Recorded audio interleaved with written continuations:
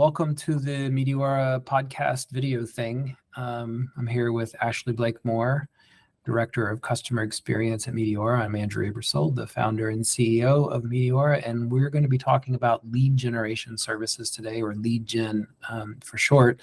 That's one of the things we offer at Mediaura. This is our 20th year in business, and we've realized over the past 10 or so of those that we've become somewhat of experts on this area. And it's something we're really leaning into because there's a need for it. But there's also a lot of noise.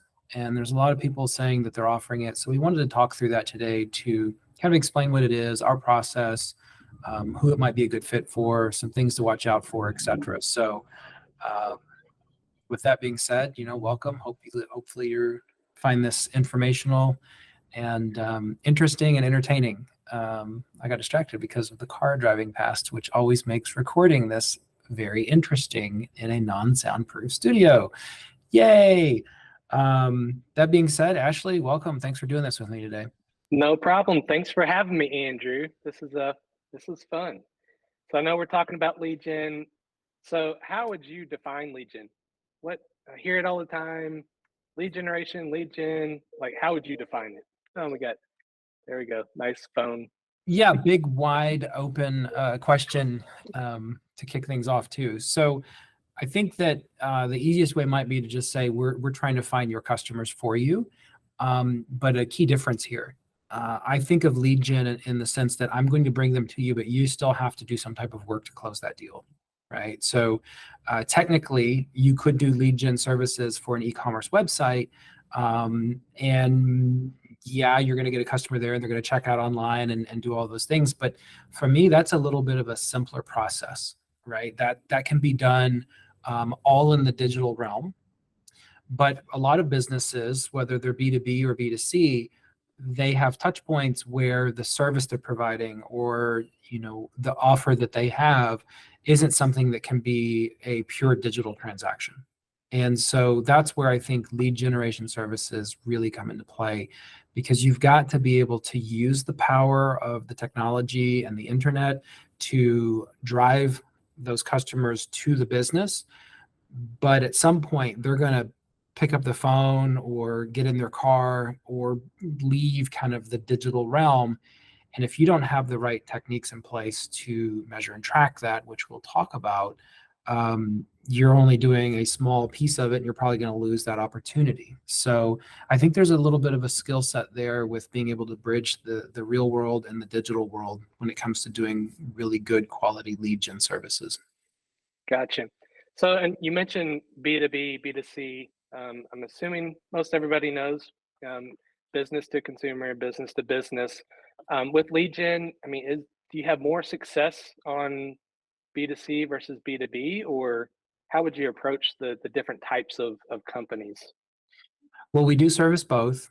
And I will say that generally speaking, it's a little bit easier to do a B2C lead generation service, typically because the sales cycle is a little bit shorter and the purchasing process may involve fewer decision makers. Whereas if you're going to do a B2B service, the cycle to close a deal, instead of being a week or a month, could be 6 months or a year. So that means you've got to really have some automation and good processes in place to not only dig up those leads and bring them to you, but to nurture them while they're on that journey of making the decision-making process. And also that a lot of businesses, it's not one person that really makes that decision. It could be a department, it could be a committee. They could be doing research today and they're going to make a change in Q1 of 2024. So for some of those reasons, I think B2B can be more challenging, especially when you're starting out with a new customer or a new relationship, because you've got to build that trust to have the customer know that you're doing all the right steps, that you're doing the things that are going to generate results.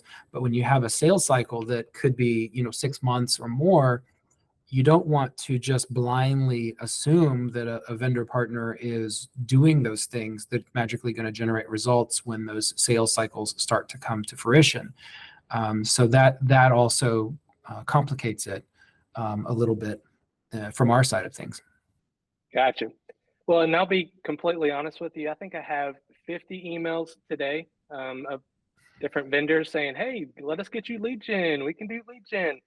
I think I got a text today for one. So what's different about Meteor's process for specifically for lead gen, and what kind of separates our lead generation from anybody else that's spamming us essentially?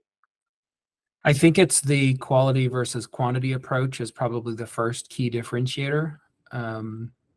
What we're known for is being highly targeted with all of our advertising.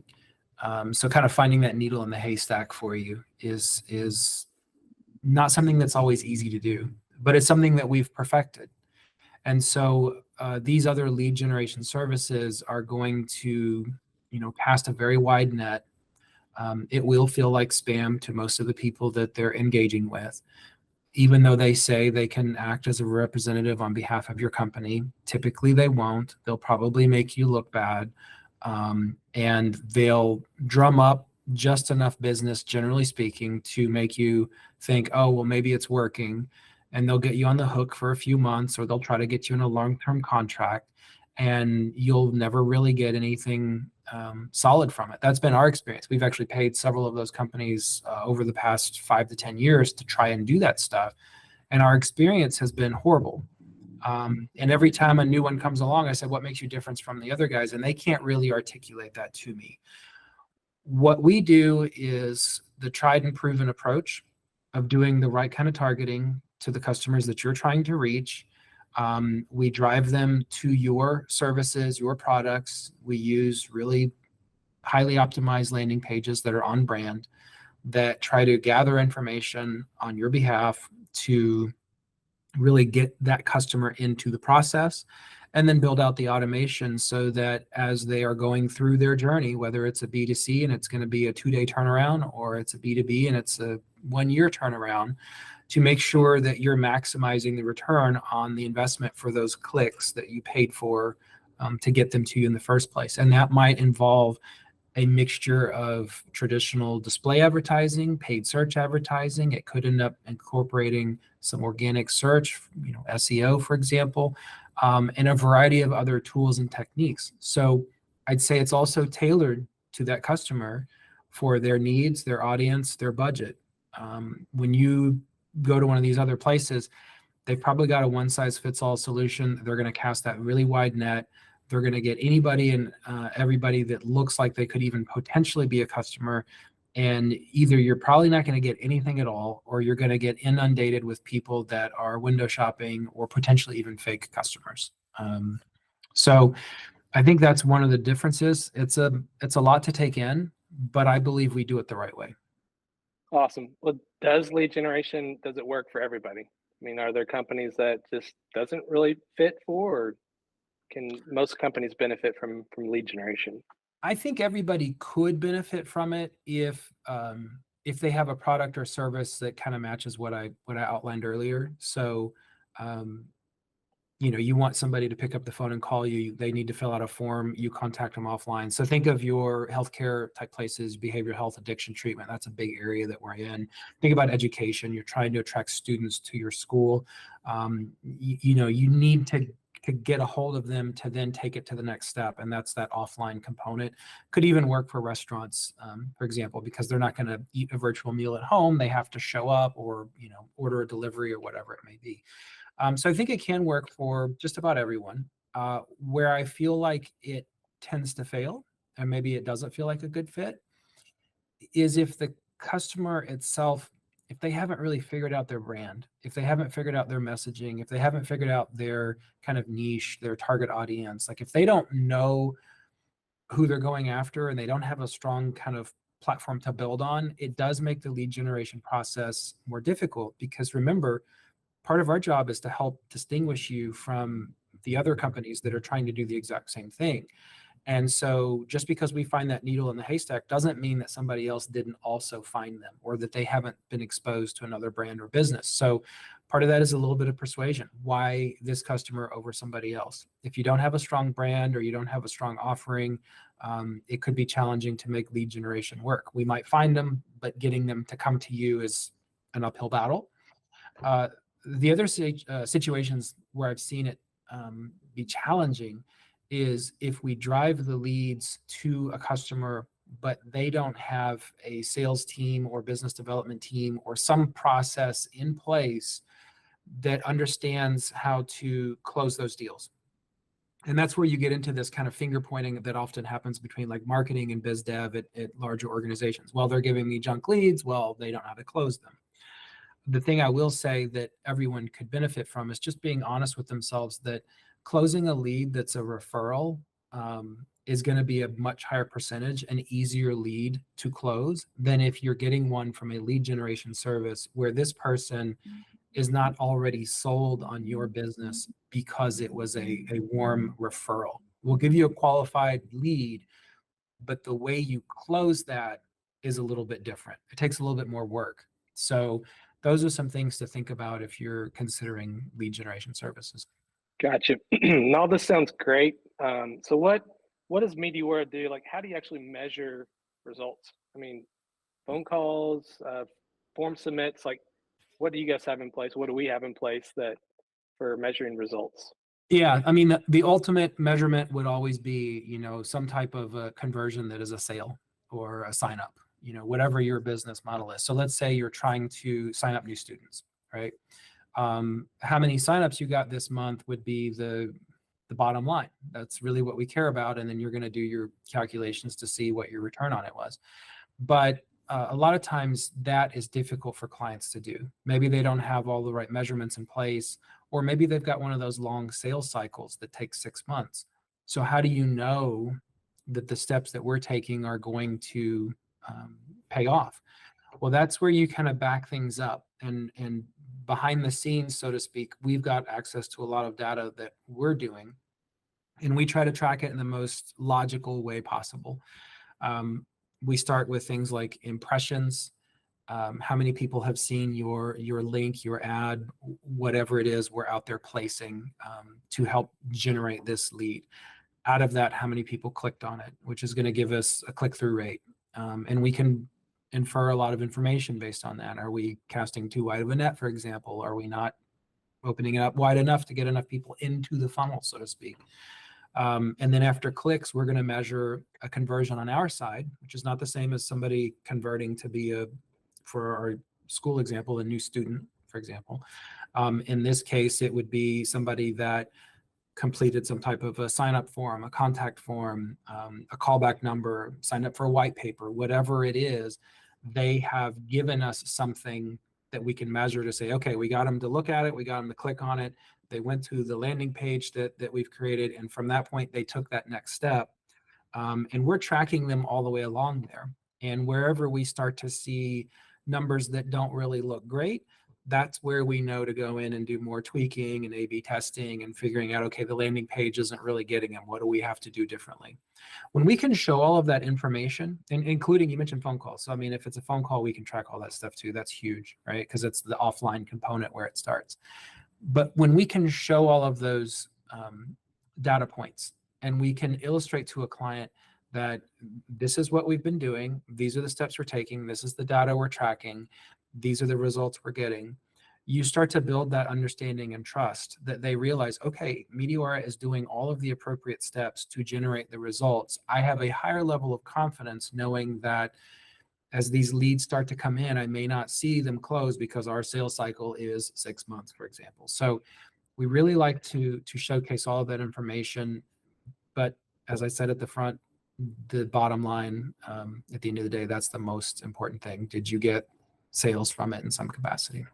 Gotcha. And you mentioned like reporting on that. So how do you report on success and metrics for lead? Yeah, we have a standard report that we can provide people. Some places that are doing kind of weekly sales meetings, we can even do it weekly so that they have access to this when they're doing their weekly. Generally, it's a monthly. And we will showcase all that information I just talked about so that we can start to understand how many impressions and how many clicks and how many, form fills or phone calls, et cetera, is it going to take to get a client that actually closes. And then once you know that, you can do the math. So we asked a client to work with us to put in the ROI calculations, taking into consideration the media, our fees, et cetera, And then we also like to look at it, if it's a person that's going to sign up for 1 year on average, what's the lifetime value of that? So we really have a good, honest look at the lead generation process. Is it working? And sometimes up front, it may not be cost effective month 1 or month 2, and we have to continue to optimize these things. That's why they pay us to do this.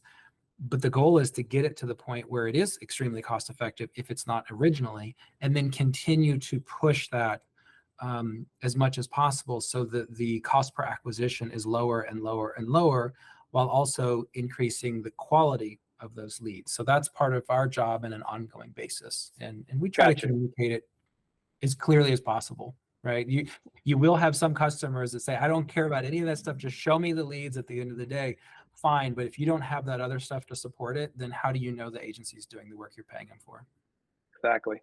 Well, and you mentioned, 12 months, a year, you mentioned 1 month, 2 months, like what, on average, what is a typical, time to get results? Like, is it going to take 6 months, or what can I expect as a client to know what I'm going to get for your lead gen? Yeah, the kind of easiest generic answer that you can give, and I'll explain why, is about 90 days. That doesn't mean you're not going to get any results in the first 3 months, but typical to like if you were hiring a new salesperson, right? You're probably going to give them 90 days to get up to speed, to learn your brand, to start putting feelers out before they're really going to have some stuff they're bringing in. By the end of that 90 days, you should start to see some of that opportunity arise. For us, it's similar, but we can get stuff launched in that first month, right? Sometimes 2 weeks, sometimes 4 weeks, you get a campaign up and running, everything's going. But at the beginning of it, there's going to be some of that optimization. So we tried it, we're getting the impressions, we're not getting the clicks we want, even with all of our experience and capabilities, we still use a scientific approach. And so we may not get that dialed in fully until the second month. And then the second month we're bringing in leads, but maybe we have kind of an opportunity to train your team on how to close those leads, or how to maybe we're monitoring phone calls or working with a biz dev person to say, hey, I'm getting the leads, but they're all calling about this, and we really want to focus on this. And so we have to take that feedback and tweak these campaigns, because it's not a one size fits all. It's going to be tailored to the client's business. And so I do think it takes a little bit of time to get all of that going. I like to look at it in the way that in 90 days, you'll kind of have a good idea of what your cost per acquisition is, so that you can run those ROI calculations. And all of that legwork and research and everything that we're doing in the upfront component is added value to the business in terms of an investment. I'm investing in the future, and I'm going to get great data from it. And if I get some extra actual leads in that time frame, that is the icing on the cake. Gotcha. All right. So pretend I'm a business owner. I'm listening to this podcast. I've been burned before. I've worked with somebody. I've tried the lead gen. Some of it's worked. Some of it hasn't worked. I'm ready to sign up with Mediaura. It sounds great. Like, how long does it typically take if I say, all right, let's go, I want to try this? What's the next steps? Like, how long before you guys can get something up and running? Yeah, I'd say the absolute soonest is going to be 2 weeks. The average would be a month. And if somebody came to me and said this, then okay, great. I'd love to help you. Let's take a minute and talk through and look at data that you may have of previous attempts, what you've tried, what worked, what didn't work. Because I would like to be able to tell this decision maker, this business owner upfront, that, oh, all those things you tried in the past and the data that you've shown me was correct and it didn't work. Let's figure that out, because that could imply there's another issue there that if we don't address, we may have the same problem. And that could be one of those examples where their offering was too generic. They didn't have a strong brand in the marketplace. Maybe they had bad reviews out there that the business owner doesn't know about, that is dissuading people from wanting to click on these ads. It could be something like that. And so I'd want to understand what that is. Or it could be, and this is very often the case, we look through what was done before, and either they were doing the wrong things, or perhaps they weren't doing anything at all, or maybe even the business owner doesn't have any reports or data that shows those actions that should have been taken to try and generate this. And so I think that that is the first step, because why not? You've got that historical data in some capacity to learn from that can only make us better, right? That might save us 2 months of trying different things. If we can see, okay, these other guys tried this and it worked or it didn't, why didn't? That's huge. So I would encourage that person to be prepared to almost look at that from a consultative approach before we just jump in and start pulling levers. Gotcha. All right, I'm ready to sign up. I have no idea how much this costs. Like, what are some ballpark budgets for marketing based on the size of my company? Like, do you have any kind of guardrails of how much I should be planning, setting aside from a marketing standpoint? Or is it just an open checkbook? Do we just write you $1 million every month? What's going on here? Well, the first thing that we need to consider is, what is it going to cost to get one customer? And if you know what that is, or what it should be for your industry, we can help you research that. If we don't happen to know it off the top of our heads, then we can work the math to kind of back into it. So a great example would be an inpatient addiction treatment center might be spending $2,500 a month for a new patient. If they're a private pay facility, they might be spending $5,000 a month. They might be spending $10,000 a month. And those variables are going to be based on their location. Do they accept any insurance, or is it all out of pocket? What kind of reputation they have in the industry, and also seasonality, right? You might pay less in January, March than you would in November, December, because those are good months versus bad months. And so we need to understand what those numbers are, though, because let's say that they were in the middle range where they're used to spending about $5,000 to get one customer who's going to be a 30-day inpatient treatment prospect. If they only wanted to spend $2,500 a month to try something out, mathematically, it's going to be very difficult for us to achieve a $5,000 client sign up when we don't even have a budget to make a difference, right? Similarly, if your cost per lead is $100 and you have a $5,000 budget, we might be able to get a ton of leads. We don't, but the math has to support it, right? So that's where I would start with. And also understand that I typically encourage customers to start a little bit lower, which is counterintuitive from a sales process, right? Wouldn't we want to get everyone to spend as much, give me that $1 million right now, and no, I want to start at a level that is manageable. I never want customers who are trying this with us to overreach, because we need to build that two-way trust, and we need a little bit of time to make sure we can prove that it works. If they're overreaching with their budget, they're going to be more likely to knee-jerk as soon as they get a month where they don't have the leads that they want, and we may not get to the point where we can actually deliver those results that could really help their business grow. And so I'd rather start smaller and then work my way up with planned milestones for increases based on performance. And since we're talking about numbers, like a good benchmark for a customer that would come to us, the minimum I would say is about $5,000 a month. We do have customers that spend over $100,000 a month, but it really depends on the size of your business, how much it's going to cost to get those customers, and what your comfort level is. Similarly, I'll say this with full transparency, that let's say we started on the low side at $5,000 a month for this customer.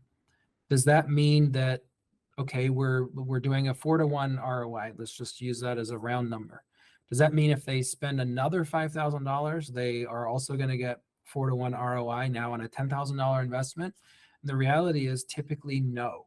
And that depends on what is out there that's available for your business to grow, and what we can do with the techniques that generate the best return on that in the first go around. We might have to try different techniques to get the next layer of customers that maybe we're not as easily persuaded to call you instead of somebody else, and that may cost a little bit more. And so we need to be really careful about this. Just crank it up and it's magically going to work. You have to layer those things in.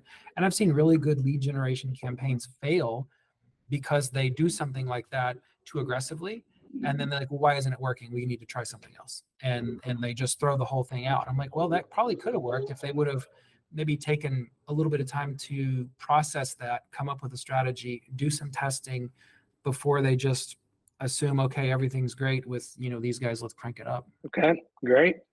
Well, is there any specific kind of industry that Mediaura likes to work in or has more success in? I know we're probably, if anybody's listening now, it's almost 30 minutes. I mean, good job. But is there, we'll try to wrap it up here soon, but I mean, is there any specific industry that you specialize in, or does it matter? Well, I do think it matters if you're hiring a lead gen company to make sure that they have experience in your industry. Here at Mediaura, and you know this, having been with us for over 9 years now, we have a ton of experience in the healthcare sector. The behavioral healthcare, the addiction treatment is a subset that we have a lot of experience in. 15 out of the 20 years of Mediaura's history has been working in that particular space. That also has expanded into specialty care, senior living care. So anything kind of in that healthcare umbrella that is trying to attract patients tends to be something we can really do well at. The other areas that we have a lot of experience in include multi-unit. So, we used to work with several big pizza chains that really benefited from this because there was that mixture of digital but offline that we were able to track. So it was a little different.